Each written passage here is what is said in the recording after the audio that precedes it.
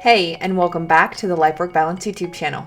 My name's Abby, and today I would like to share with you 5 things that you must do in order to start and be fully prepared for your job search process.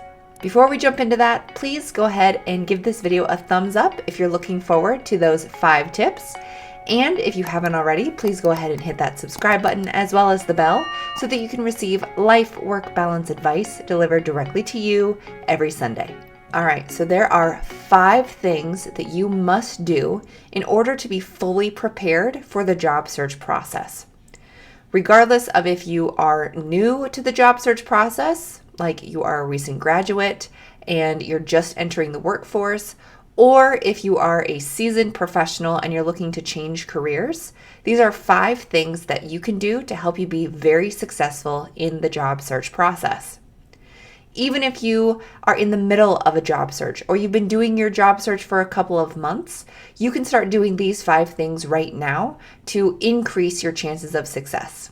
So let's just jump into it. The first thing you must do to ensure success for the job search process is update your master resume. Now, if you don't know what a master resume is, or you think you have one but you're not quite sure, I do have a video on master resumes. Please go ahead and check that out if you haven't already. Your master resume is a long, in-depth document that takes all of your education and experience and puts it into one easy to access place so that you don't have to try to recreate the wheel each time that you have to write a resume or apply to a job. Your master resume also allows you to easily create tailored resumes from that master resume.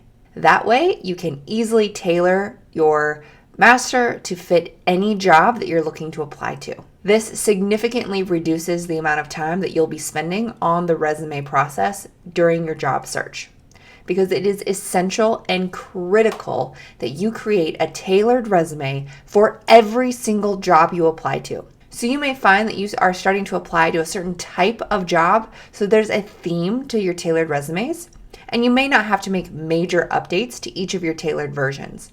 However, you should ensure that you're using keywords and phrases in your tailored resumes from each of the job descriptions that you're applying to. But starting with a master resume is the easiest place to begin. This allows you to easily pull those words and key phrases from each of the job descriptions that you're applying to and plug them into your tailored resume. So, step number 1, first thing you must do before you begin your job search process is update your master resume.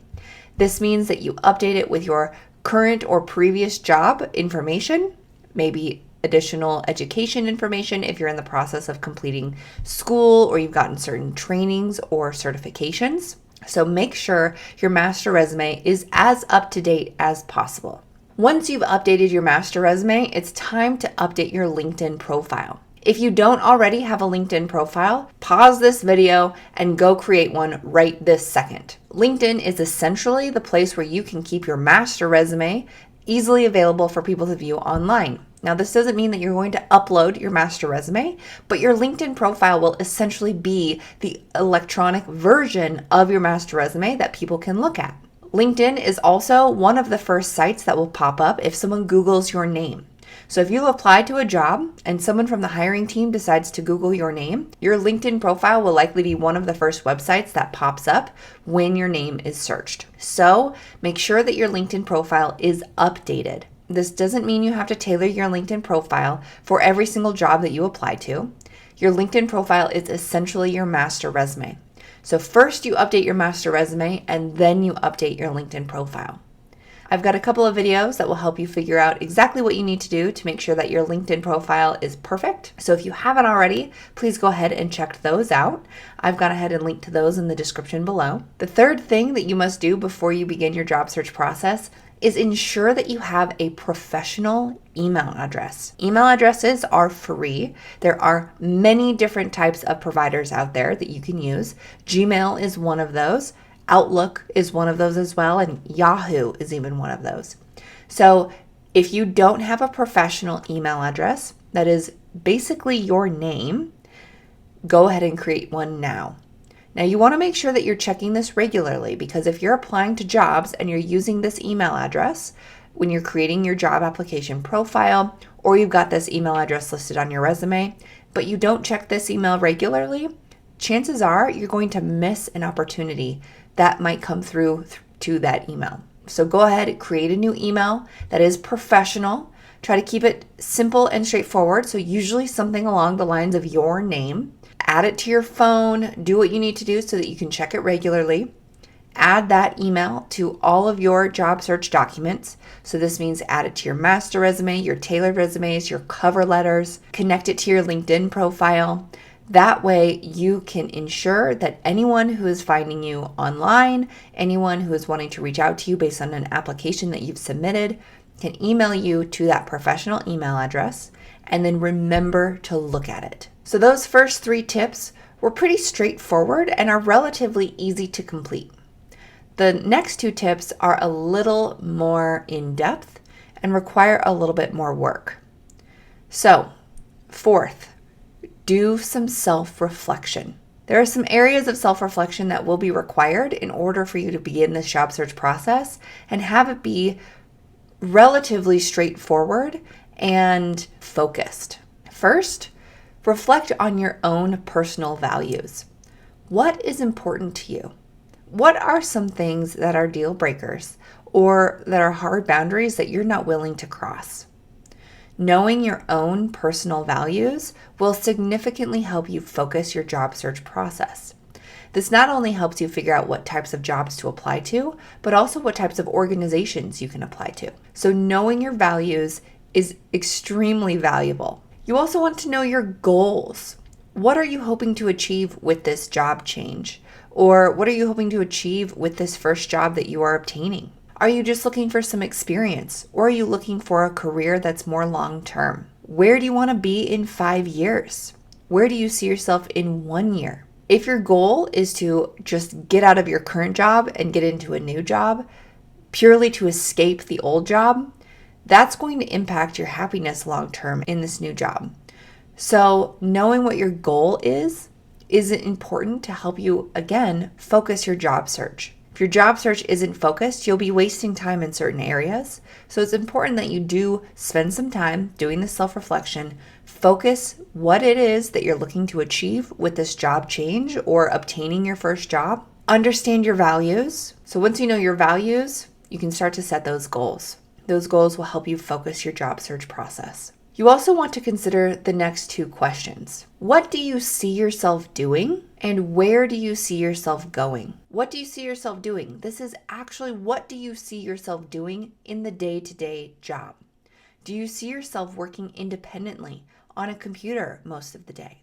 Do you see yourself working on a team, collaboratively, presenting to groups, standing up and facilitating meetings? Do you see yourself traveling for work? Do you see yourself giving a sales pitch or working in a spreadsheet? What do you see yourself doing? If you can start to envision doing the type of work that you think you want to do, that will make it a little bit easier to figure out what specifically it is that you need to apply to. For the second question, where do you see yourself going? This is important when it comes to more of those long-term goals. Do you see yourself in this job just short-term because you need to make some money right now? Or do you see yourself in this job long-term, growing in the company, building lasting relationships with your coworkers, enjoying the work that you're doing, finding passion and fulfillment from your work? So where do you see yourself going will help you determine kind of what those long and short-term goals might look like. And finally, the last step of this self-reflection process is knowing what your must-haves are, knowing your needs versus your wants. Focus on those things that you must have that are deal breakers for this job. So some of the things you may want to consider is salary. What is the lowest minimum salary that you are willing to accept? What types of benefits do you need in order to survive and thrive in the world? Are you looking for a specific type of schedule? If you are a parent, do you need something with a lot of flexibility? If you are looking for the opportunity to travel, are you looking for a job that can be done fully remote? Does the location matter? Like I just said, are you looking for a job that's fully remote, or are you going to need to go into the office?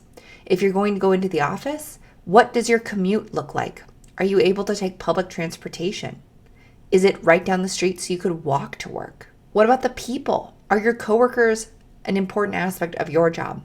Most people will answer yes.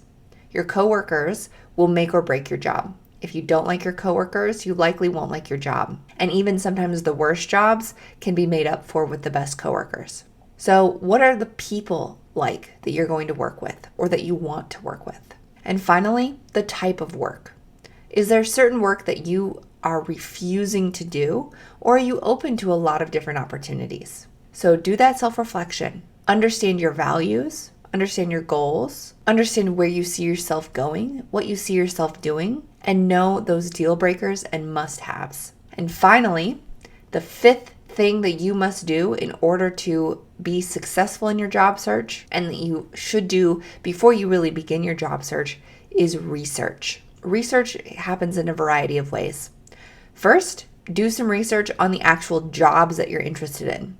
This means Google various job titles or job descriptions. This will include some research on onetonline.org. You also want to do some research using LinkedIn. Begin to build your network and start to have some informational interviews. This research will be essential to an effective job search process, because if you don't know the types of job descriptions or job titles that you should be looking for, you could miss out on a huge opportunity by just not searching the right thing. You also want to do your research on potential organizations that match your values and provide the type of work that you're looking to do. Just setting off 100 different applications without doing much research isn't going to be an effective use of your time. Now, while you may land a job that way, you probably won't stay in that job for long. And that means you're just going to have to start the job search process all over again. So if you're in the process now of restarting your job search process, do some research ahead of time. That way you can make the most out of your job search and hopefully find a job that can be stable and secure for you for a while.